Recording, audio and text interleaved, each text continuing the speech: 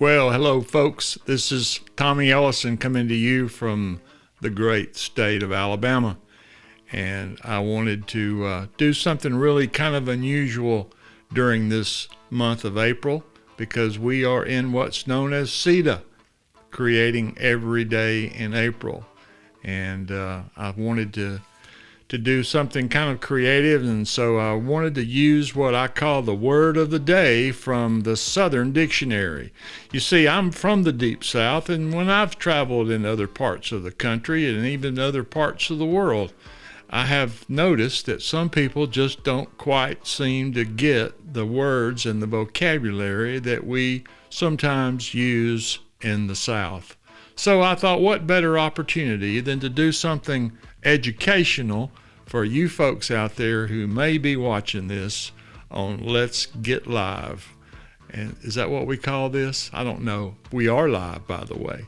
So why don't we take and go to the blackboard? We're going to do a different letter every day, and based on my Alabama math, I'm thinking that if I go through the entire alphabet, I will cover the month of April. You know, it's like 30 days, half September.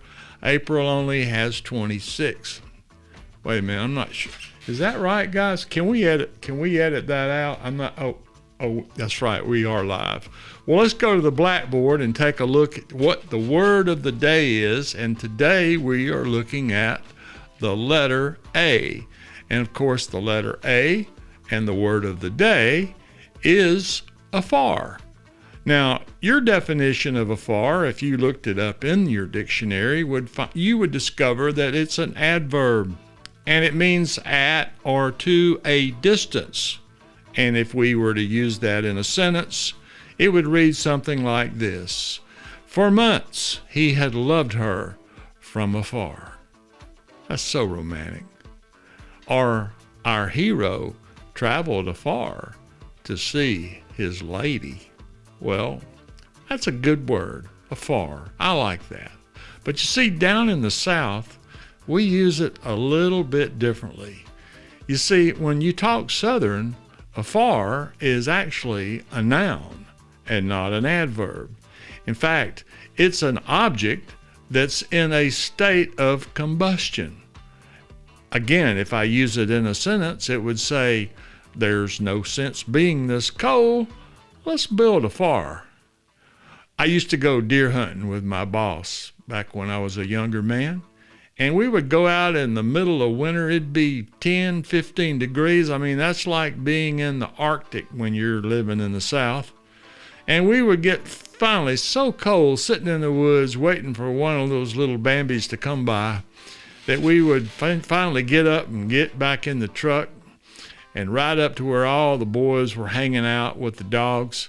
And we would take a tar. You know what a tar is, right? We're covering two words today, but this is the letter A.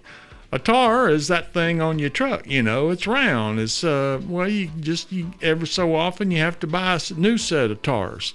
And so we would get an old tar that hadn't been used in years. And of course, you'd take it off the rim. You didn't want to burn it with a rim, and spill some gasoline on it, light it up, and next thing you know, you're firing a tar.